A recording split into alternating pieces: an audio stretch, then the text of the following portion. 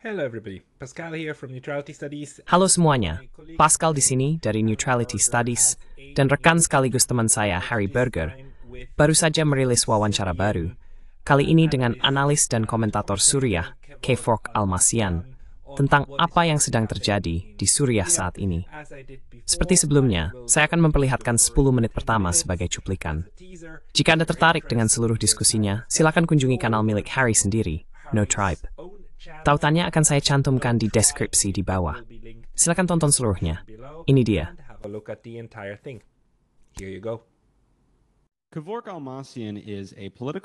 Kevork Almasian adalah seorang analis politik dari Suriah yang telah memprediksi bertahun-tahun lalu bahwa dukungan AS terhadap kelompok teroris seperti Front al-Nusra akan menyebabkan penggantian Presiden Suriah Bashar al-Assad dengan kelompok ekstremis yang lebih kejam. Meskipun ia terbukti benar dan menentang perang tersebut, ia segera dihukum. Ia dideportasi dari Jerman, yang sebelumnya memberinya suaka sebagai pengungsi Suriah, karena ia menyampaikan pendapat yang dianggap salah tentang Suriah. Pemerintah Jerman membuat pengecualian khusus terhadap undang-undang pengungsi mereka untuk mengusirnya dari negara itu karena penyimpangannya terhadap narasi perubahan rezim CIA NATO. Kami membahas apa yang terjadi pada Suriah sejak pengambil alihan Jolani, siapa yang bertanggung jawab, dan mengapa sangat sedikit organisasi hak asasi manusia yang tampaknya peduli.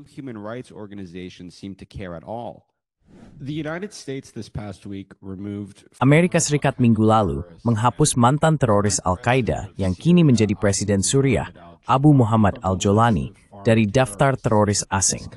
Keputusan ini diambil 7 bulan setelah Jolani dan milisinya menggulingkan pemerintahan Assad, sesuatu yang dirayakan di seluruh Barat sebagai kemenangan bagi demokrasi. Dan saya yakin ada sebagian orang di Suriah yang merasakan hal itu. Namun banyak yang tidak, terutama kalangan Alawiyin, yang khawatir akan keselamatan mereka karena pembantaian yang terus berlangsung dan dilakukan oleh milisi pemerintah Suriah saat ini yang setia kepada Presiden Jolani. Saya ingin membahas nanti bagaimana kita sampai pada titik ini untuk mendiskusikan apa yang disebut Perang Saudara Suriah yang telah berlangsung selama 14 tahun. Tapi apa reaksi awal Anda terhadap keputusan pemerintah Barat seperti Amerika Serikat dan Inggris yang menghapus status teroris untuk Jolani dan mengakui pemerintahannya yang terdiri dari mantan teroris Al-Qaeda? Personally, I wasn't surprised at all. Secara pribadi, saya sama sekali tidak terkejut. Saya tidak kaget, saya tidak terkejut karena saya terjadi Perang Suriah sejak awal pada tahun 2011. Dan saya telah membaca dokumen-dokumen bocoran dari pejabat Amerika serta bagaimana mereka melihat dan memandang Perang Suriah.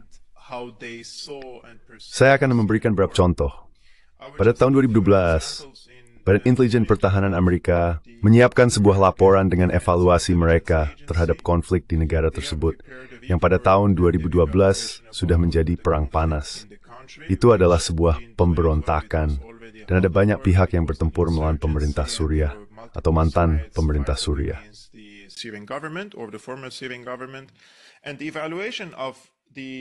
Dan evaluasi dari Badan Intelijen Pertahanan Amerika Serikat menyatakan bahwa kekuatan pendorong di balik pemberontakan terhadap Assad adalah Ikhwanul Muslimin, Jihadis Takfiri, dan kelompok Al-Qaeda di Irak. Mengetahui informasi ini, Barack Obama menandatangani operasi rahasia CIA di Suriah yang disebut Timber Sycamore untuk mempersenjatai dan melatih kelompok-kelompok radikal ini di Suriah. Operasi ini bersifat rahasia, karena secara paralel, mereka juga memiliki program pelatihan publik yang dijalankan oleh Pentagon dan Pentagon mengatakan, kami mempersenjatai pemberontak moderat. Jadi mereka membutuhkan program paralel lainnya yang bersifat rahasia, melalui mana mereka dapat dan akan memasok senjata, amunisi, dan pelatihan kepada kelompok-kelompok yang lebih radikal di negara tersebut.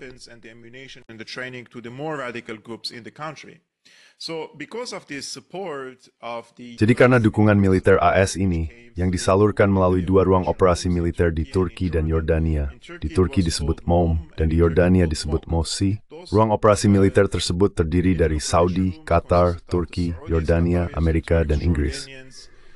Jadi mereka menyalurkan semua senjata ini ke dalam negara dan akhirnya sebagian besar jatuh ke tangan Front al-Nusra. Front al-Nusra adalah cabang dari Al-Qaeda yang dipimpin oleh Jolani.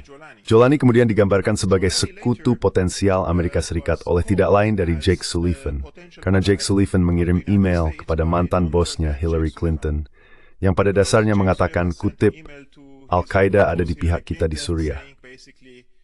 Quote, Al-Qaeda is on our side in Syria. Later in 2014, 2015, when Jolani... Kemudian pada tahun 2014 dan 2015, ketika pasukan Jolani menduduki perbatasan antara Suriah dan dataran tinggi Golan yang diduduki, yang sekarang berada di bawah pendudukan Israel, pasukan Israel tidak melepaskan satu peluru pun ke arah pasukan Jolani. Sebaliknya, mereka melakukan ratusan serangan udara terhadap posisi tentara Suriah, tetapi tidak satu pun terhadap pasukan Jolani. Di sisi yang sama, Israel juga menerima pasukan Al-Qaeda ini ke rumah sakit lapangan di dataran tinggi Golan, memberikan mereka perawatan medis, dukungan logistik, senjata ringan, dan uang tunai. Dan itu adalah pernyataan dari PBB, itu adalah pernyataan dari Pers Israel. Saya tidak membawa analisis pribadi dalam hal ini, jadi kita memiliki dua dokumen rahasia dari tahun 2012. Daarin member Joel Joel mendoger per tours dat de stand to have data or Golan. It's in more good kring than the forward. Receiving Israeli support. And then in 2021, when the US... Pada tahun 2021, ketika AS mulai melakukan rebranding terhadap Al-Qaeda menjadi apa yang disebut HTS, Hayat Tahrir al-Sham, karena mereka perlu menampilkan Jolani sebagai sosok yang beradab dan bisa memimpin Suriah menuju demokrasi. Mantan utusan khusus AS untuk Suriah, James Jeffrey, yang pernah bertugas di bawah pemerintahan Demokrat maupun Republik, mengatakan bahwa pasukan Jolani adalah aset bagi strategi AS di Suriah. Jadi, dengan mempertimbangkan semua ini dan melihat bagaimana perang perubahan rezim berakhir dan berkembang hingga Jolani berkuasa, semua indikasi ini membuat kita percaya bahwa AS, meskipun menetapkan Jolani atau organisasinya sebagai teroris, telah memberikan dukungan nyata, konsisten, dan berkelanjutan kepadanya. Bukan hanya dari Amerika Serikat, tetapi juga sekutunya di kawasan, yaitu Qatar.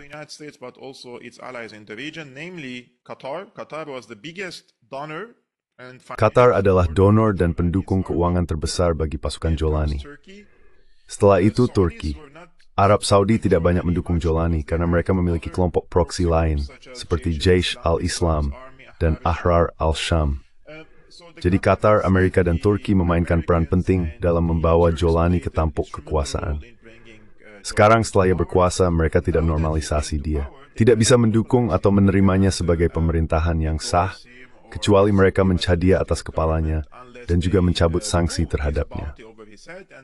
Sekarang, informasi terpenting yang harus diketahui oleh audiens yang terhormat adalah bahwa orang-orang berpikir Jolani naik ke tampuk kekuasaan dan kemudian menerima dikte Amerika.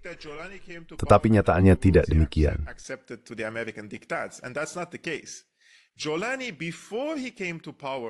Jolani sebelum ia berkuasa pada Oktober 2024 sudah menerima diktat Amerika. Saya kira ini terjadi pada tanggal 10 atau 20 Oktober 2024 ketika Menteri Luar Negeri Yordania, Ayman al-Safadi, datang ke Damaskus.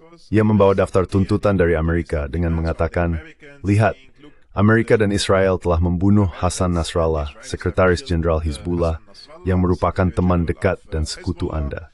Ini bisa menjadi kesempatan bagi Anda melakukan perubahan bersejarah dan bergabung dengan kubu Arab moderat.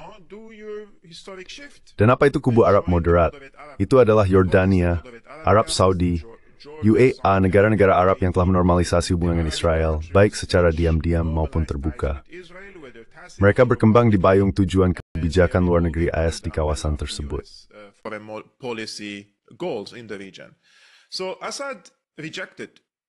Jadi Assad menolak tawaran dari pihak Amerika dan Israel ini.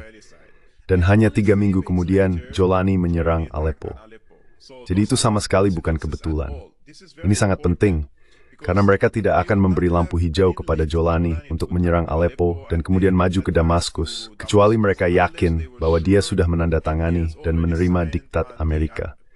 Dan diktat itu adalah, pertama, menormalisasi hubungan dengan Israel, dan kedua, mengakhiri segala bentuk dukungan kepada kelompok perlawanan Palestina atau kelompok perlawanan Lebanon, menutup kantor mereka di Suriah, mengusir mereka dari negara itu, dan menutup perbatasan dengan Hezbollah, yang semuanya dilakukan oleh Jolani.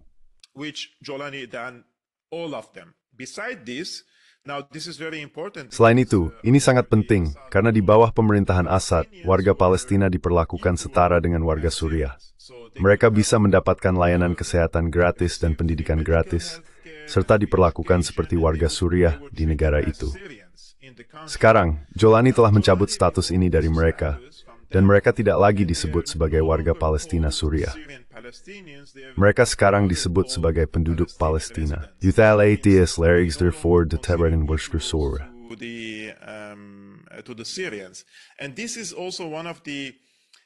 Dan ini juga merupakan salah satu aspek penting, karena Israel ingin menghalangi setiap seruan di masa depan agar warga Palestina bisa kembali ke tanah air mereka.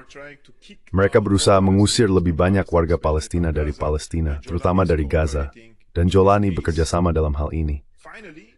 Akhirnya, Hezbollah adalah kasus yang sangat penting bagi baik Jolani maupun Israel, dan mereka menemukan musuh bersama dalam hal ini. Kemarin pada hari Minggu, saya kira Jolani berada di Baku dan bertemu dengan Aliyev. Di sana ia juga bertemu dengan pejabat keamanan Israel, dan mereka berkoordinasi untuk melihat apakah mereka bisa melakukan serangan bersama terhadap Lebanon, khususnya terhadap Hezbollah, dalam beberapa minggu ke depan.